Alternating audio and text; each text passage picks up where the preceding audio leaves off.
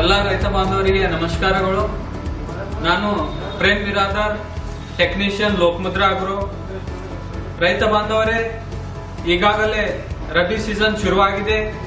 ಆದ ಕಾರಣ ನಾವು ರಬಿ ಬೆಳೆಯ ಪ್ರಮುಖ ಬೆಳೆಯಾದಂತಹ ಕಡಲೆ, ಜೋಳ, ಕುಸುಬಿ, ಮೆಕ್ಕೆಜೋಳ ಮತ್ತೆ ಸೂರ್ಯಕಾಂತಿ ಬೀಜಗಳಿಗೆ ಬೀಜೋಪಚಾರ ಹೇಗೆ ಮಾಡಬೇಕು ಅನ್ನೋದನ್ನು ನಾವು ತಿಳಿಸಲಿದ್ದೇವೆ. ರೈತ ಬಾಂಧವರೇ, ನಿಮಗೆ ಆಲ್ರೆಡಿ ಗೊತ್ತಿರುವ ಹಾಗೆ ಬೀದರ್ ಜಿಲ್ಲೆಯಲ್ಲಿ ಸಾಕಷ್ಟು ಮಳೆಯಾಗಿದೆ. ಆದ ಕಾರಣ ಬೀಜೋಪಚಾರ ಮಾಡುವುದು ತುಂಬಾ ಮುಖ್ಯವಾದುದು. ನೀವು ಅನ್ಬಹುದು ಬೀಜೋಪಚಾರ ಯಾಕೆ ಮಾಡಬೇಕು ಅಂತ.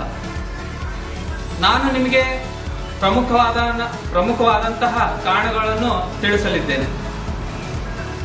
ನೀವು ಒಂದನೇ ಪ್ರಮುಖವಾದ ಕಾರಣ ಏನಂದ್ರೆ, ನೀವು ಬೀಜೋಪಚಾರ ಮಾಡುವುದರಿಂದ ನಿಮ್ಮ ಬೀಜವನ್ನು ಏನು ಕೀಟಗಳು ಅಥವಾ ರೋಗಗಳಿಂದ ಸಂರಕ್ಷಿಸಬಹುದು. ಎರಡನೆಯದಾಗಿ, ಬೇರುಗಳು ಕೊಳೆಯುವುದರಿಂದ ನೀವು ತಡೆಗಟ್ಟಬಹುದು.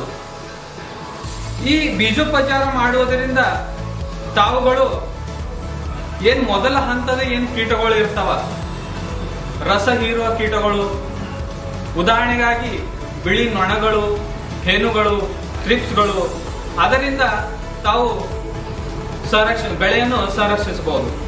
ಇದರಿಂದಾಗಿ ನೀವು 2 ಸ್ಪ್ರೇ ಮಾಡುವ ಬದಲಾಗಿ ಒಂದೇ ಸ್ಪ್ರೇಯನ್ನು ಮಾಡಬಹುದು. ಇದರಿಂದಾಗಿ ತಮ್ಮ ವೆಚ್ಚವನ್ನು ಕಡಿಮೆ ಮಾಡಬಹುದು. ಆದ ಕಾರಣ ನೀವು ಬೀಜೋಪಚಾರ ಮಾಡುವಂಥದ್ದು. ಈ ಬೀಜೋಪಚಾರ ಮಾಡುವುದರಿಂದ ನಿಮಗೆ ಅಧಿಕ ಇಳುವರಿ ದೊರೆಯಲಿದೆ.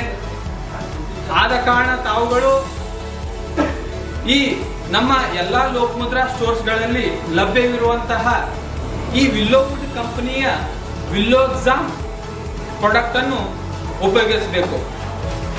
ಈ ವಿಲ್ಲೋಕ್ಸಾಮ್ ಪ್ರಾಡಕ್ಟ್ ಅಲ್ಲಿ ಥಯೋಮಿಥಾಕ್ಸಾನ್ ಎಂಬ ಕೆಮಿಕಲ್ ಇದೆ. ಇದು ಬೀಜೋಪಚಾರಗಳಂತೆ ಮಾಡಿರುವಂತಹ ಒಂದು ಕೆಮಿಕಲ್. ಆದ ಕಾರಣ ತಾವುಗಳು ಈ ಪ್ರಾಡಕ್ಟ್ ಅನ್ನು ಯೂಸ್ ಮಾಡಿ ಉಪಯೋಗಿಸಿ ರಬಿ ಸೀಸನ್ನ ಯಾವುದೇ ಬೆಳೆಯಾಗಿರಲಿ ಆ ಬೆಳೆಗಳಿಗೆ ನೀವು ಇದನ್ನು ಉಪಯೋಗಿಸಬೇಕು. ಈ ಪ್ರಾಡಕ್ಟ್ ಅನ್ನು ತಾವುಗಳು 2 ml ಪ್ರತಿ ಕೆಜಿಗೆ, ಅಂದ್ರೆ ಇದು 100 ml ಬಾಟಲ್ ಕಾಣಿಸ್ತಿದೆ ನಿಮಗೆ. ಈ 100 ml ಬಾಟಲ್ ತಾವುಗಳು 50 kg ಬೀಜಗಳಿಗೆ ನೀವು ಹಚ್ಚಬಹುದು.